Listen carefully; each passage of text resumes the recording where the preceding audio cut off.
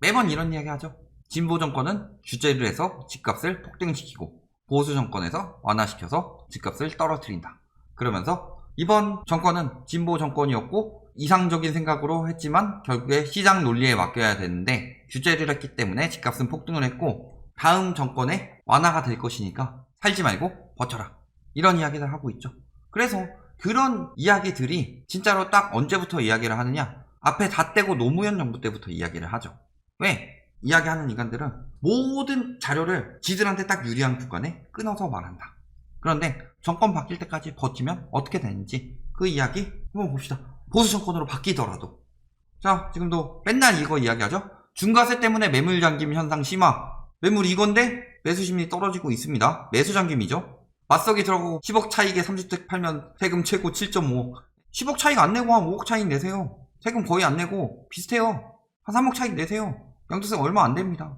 극단적인 사례만 가지고 이야기하죠. 저번에 양도세 폭탄 영상에서 만들었어요, 다.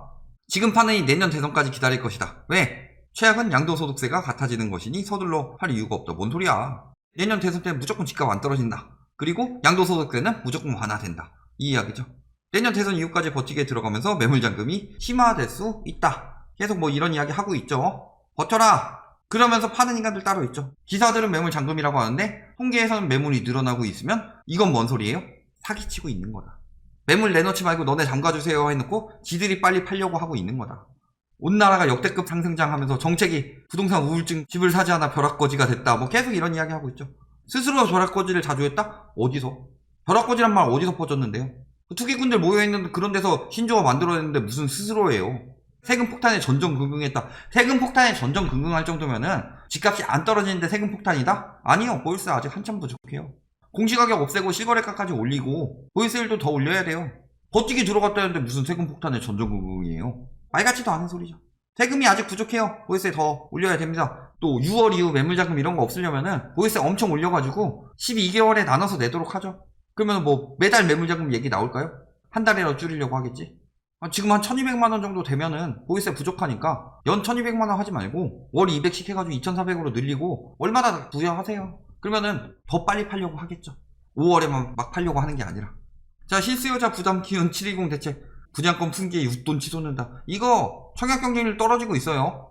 청약 경쟁률 떨어지고 있는 부분은 왜 안 보죠? 분양권 풍기가 아니라 분양권 하지 말고 분양을 받으세요. 사전 청약 엄청 많이 나와요. 가격 봐야 되겠지만 물론. 전매 가능 단지 매물 실종. 전매 가능 단지 매물 실종이죠. 전매 가능한데 매물 실종해서 나중에 비싸게 팔려고 실종하는 것 같아요? 아니에요. 팔려서 없어진 거예요.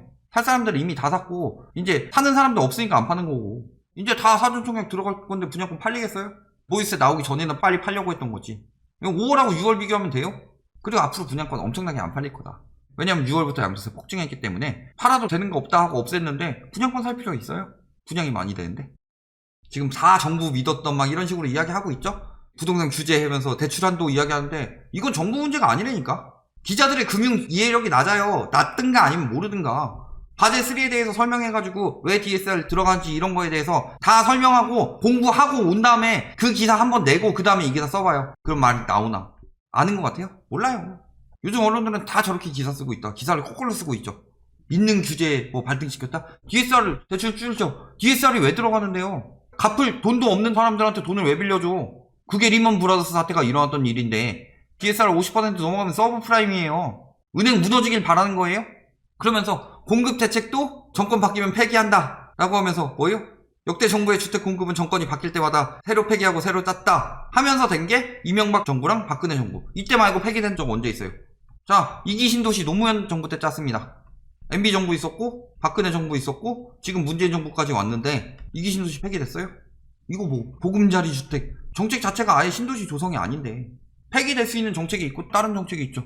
84만 가구 중 60%는 폐기될 것이니까 공급 안 들어오니까 지금 사세요. 이 얘기 만드는 거죠. 왜 저런 여론 만들어요? 폐기된다고 왜 확신해요? 집값 올라간다면서요. 왜 폐기해요? 공급 정책만이 집값을 잡는다면서요. 만약에 민간 공급이 좋다. 근데 공공 공급도 공급이죠. 폐기하고 새로 짓겠어요? 민간 공급도 짓고 공공 공급도 짓는 거 아니에요? 집값 잡으려면? 지들이 공급 정책 유일한 것이라고 하면서? 근데 민간 공급 정책으로 잡았냐? 부동산 3법이 이 집값이 어떻게 됐는데? 전세가도 폭등한다면서요? 재개발 재건축 풀어가지고 전세가 폭등시켜봐요. 말 같지도 않은 소리 하고 있어. 희망사항 말하고 있는 거죠. 청약 경쟁률 고점 찍고 하락세. 이야기했잖아요. 분양가 들어가면 뭐예요? 팔지 마요. 계속 가지고 있다가 나중에 2주택 3주택 돼가지고 잔금 못 내가지고 망하라 그래요. 고점 찍고 하락세인데 앞으로 3기 신도시 사전 청약 들어가기 시작하면 어떻게 될 거냐. 서울은 경쟁률 올라, 청약 양극화. 이제 와서 또 비교하고 있는 거죠. 서초 거기 이야기하면서. 거기가 지금 정상적인 청약 경쟁률이에요? 뭐 이 규제 피했다 저 규제 피했다 해가지고 규제 못하게 하려고 분양 직전에 전세할 수 있어요 하면서 갑자기 꼼수지. 그리고 대출 세제 완화 기대감에 호가가 치솟는데요. 규제에도 집값 오르고 완화에도 집값 오르고 집값은 무조건 오르고 전쟁 나도 집값 오르고 지구가 멸망해도 집값 오르고 외계인이 침공해도 집값은 오르고 인류가 멸망해도 집값은 오르겠죠. 이상하지 않아요? 이 새끼한테 입만 벌리면 거짓말이 자동으로 나와. 입만 벌리면 불안일이다. 그리고 정권 바뀌면은 보수 정권이니까 완화할 거다 이런 이야기 하는데 진보 정권은 규제 정책이고 보수 정권은 완화 정책이다 하면서 집값 찾겠다는 진보 정부가 더 올렸고 부동산 규제의 역설이 통계로 증명되었다 이런 이야기 하는데 굉장히 잘못된 이야기다. 왜? 규제를 왜 하는지를 봐야 되고 완화를 왜 하는지를 봐야죠. 여기 권교수형 진보 정권은 양극화 개선하겠다고 규제 꺼내고 보수 정권은 시장 경제에 맡긴다. 과연 그래요? 부동산 급상승기. 전두환 정부가 진보 정권이라고 하는 사람 없겠죠. 분양가 상한제 누가 있어요?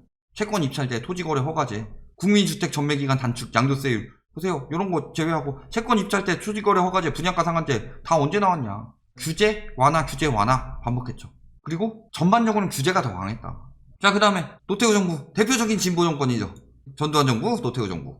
투기 억제 정책, 양도세 중과, 종합토지세 과세, 200만원 건설 계획, 공시지가제, 당첨권 전매 금지, 토지 초과 이득세법, 택지 소유 상한제, 개발이익 환수법, 토지 초과 이득세 첫 부과 완화해서 시장 경제에 맡기든가요?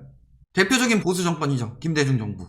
민간 택지 분양가 자율화, 주택 공급 규제 완화, 주택 경기 활성화, 건설 촉진책 발표. 왜 했어요? 97년 IMF가 터져서 집값이 툭 떨어지고 경제가 위기가 왔기 때문에 완화책을 쓴 거죠. 대표적인 보수죠. 부동산 시장에서는 집값이 폭등한다. 그러면 규제책 쓰는 거고 집값이 폭락하면 완화책 쓰는 거예요. 이거는 보수 진보를 따지지가 않는다. 늘 그래왔어요. 근데 제대로 넘겨준 적 있어요? 진보 정권 올 때. 처음에 IMF 터트리고 IMF 터진 다음에 그거 수습하려고 완화책을 써놓으니까 엄청나게 집값이 올랐죠? 그래서 그거 수습하려고 규제해놨죠? 그러니까 집값 올랐다고 정권 넘어가서 그때는 이미 규제책에다가 세계적인 추세의 영향까지 받으면서 왜 집값 폭등하던 시기였으니까 세계적으로. 그럼 어떻게 돼요? 결국에 떨어지는 거죠. 완화책 너무 써도 됐다. 초이노믹스 같은 게 말이 되냐. 세계적으로 바젤3 들어가는데. 보금자리 택지지구 다 없애버렸다. 지금 입주가 없대요. 누구 탓이에요? 보금자리 택지지구 해서 꾸준히 공급했어야지. 그러니까 그것까지 계획을 해놨는데 재건축 재개발 활성화시키고 연안 완화하면서 보금자리 택지지구 다 없애버리고 그러니까 이주 수요 날 때마다 전세 대란 나고 그게 지금 와서 들어오는데 입주 많이 들어오면 뭐예요? 다 때려 부수고 지어오면서 이주 수요 또 나오는데 그게 집값 폭등의 원인 아니에요? 공급 부족의 원인이고 그래서 재개발 재건축 막았더니 차후에 공급이 없어서 그래서 공공 건축했더니 민간이 아니라서 서울이 아니라서 투집을 잡을 것들 잡아놓고서 시장 경제 논리니 하면서 그것 때문에 집값 오른대요. 시장 경제는 의식주 같은 것도 다 시장 경제에 맡길 거면은 수정 자본주의 이전에 다 영국 같은 나라로 돌아가라 그래요. 굴뚝 청소하는데 부활했들 많으니까 우려먹고 그런 시기가 자본주의 시장 경제 체제에 알맞은 시기죠. 그러니까 저 기득권들이 쓰레기다. 선진국들에서는 그런 것들을 다 겪고 올라왔는데 우리나라에선 말로만 들었죠. 그래서 그거 받아들이기만 했으니까 기득권들이 쓰레기가 되는 거예요. 그래서 결국 어떻게 됐어요? 외국이 왜 수정 자본주의를 받아들였냐? 돈 많은 사람들 계속 돈 벌게 만들고 돈 없는 사람들 계속 착취하면 되는데 문제는 돈 없는 사람들이 소비를 해줘야지 기업들도 더 클 수가 있어요.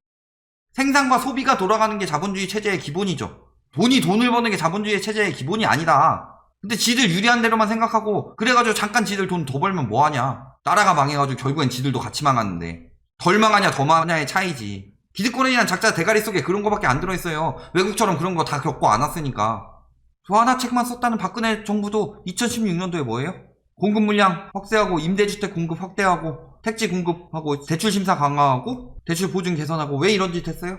집값이 생각보다 많이 올랐거든. 추세가. 그래서 억제 들어갔는데 이때부터 또 계속 억제가 안 되는 거예요. 한 정권에서만 해도 계속 폭등하면 계속 규제 들어가는 거고 계속 떨어지면 진보 정부에서도 완화책을 쓴다. 정권 바뀌면 될 것 같아요? 니들이 집값 계속 폭등시키는 이상은 절대 규제책 끝나지 않는다. 근데 계속 폭등시킬 수가 있냐? 왜 규제책을 들어가는데요? 집값을 잡는 방법은 진짜 쉽게 얘기해서 유동성 차단이랑 유동성 회수예요.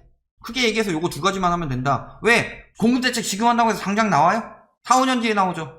그러면 당장 수요 줄이는 방법이 없다. 그래서 유동성 차단이랑 유동성 회수 제대로 들어가서 9.13 때 대출 규제도 들어갔고 보유세 강화도 했죠. 그래서 차단하고 회수해서 통했다. 근데 왜 그 뒤에 계속 오를까요? 그 뒤에 계속 금리 낮췄으니까. 금리를 낮추니까 유동성이 다시 들어가기 시작하는 거고, 유동성이 다시 들어가기 시작하니까 규제책을 더 강화하는 거예요. 경제의 기본 논리를 알고 얘기하나 지금. 정권 바뀌면 막는다고요? 그러면 오세훈 시장부터 봅시다. 오세훈 시장이 규제책 쓰고 있나 완화책 쓰고 있나. 가계부채 이미 비상이에요. 금융위기 이후 가장 불안하면서 금융 취약성 지수 하면서 그때만큼 안 오른 것처럼 느끼죠. 이게 왜 이거밖에 안 올랐어요? 금리가 낮기 때문에. 근데 이때부터 금리 계속 낮췄어요. 그런데도 계속 올라가고 있었던 거예요. 유동성의 함정이 지금 터지고 있다. 금리 계속 저금리 유지하고 돈 계속 풀 것 같아요? 거기다 세계적으로 우리나라는 특별히 GDP 대비 가계부채는 계속 늘어났는데 은행 바젤3 맞추려고 안간힘 쓰고 있다고 하죠. 올해 초 얘기해요. 아직도 덜 맞춰졌어요. 가계대출 계속 억제할 수밖에 없죠. 가계 쪼이고 기업 늘리고. 연체율 우려되죠. 왜? 이거 다 지금 대출 만기 연장 때문에 연체율이 안 보이는 거다. 대출 만기 연장은 제외해놓고 연체율이 나오는 거예요. 이제 곧 연체율 터져요. 만기 연장 끝나는 순간. 아직도 안정된 것처럼 보이죠. 이런 것들 때문에 취약성 지수가 낮아진 거다. 57% 맞춰야 되는데 아직도 50%대예요. 결론, 정권 바뀌면 완화해준다? 꿈 깨. 진보든 보수든. 물가 상승보다 더 폭등하면 규제고 폭락하면 완화해요. 근데 폭등한다고 계속 규제했는데 바로 떨어지는가요? 아니죠. 반대로 폭락하는데도 계속 완화하면 계속 올라요? 리먼 터졌을 때 IMF 이후에 보셔라. 항상 그랬다. 아마 규제 완화해주는 날 올 겁니다. 규제 완화해서 양도세 한 푼도 안 내는 날이 올 겁니다. 문제는 규제랑 상관없이 그때는 양도세 한 푼도 안 낼 것이다. 왜냐면 양도 소득세이기 때문에. 그걸 생각하시면 버티면 버틴 만큼 보유세 많이 내고 나라에 기여 많이 하신다. 양극화 심해지는데 재난지원금 더 풀 수 있게 도와주시고 하면 됩니다. 여기까지 말씀드리겠습니다.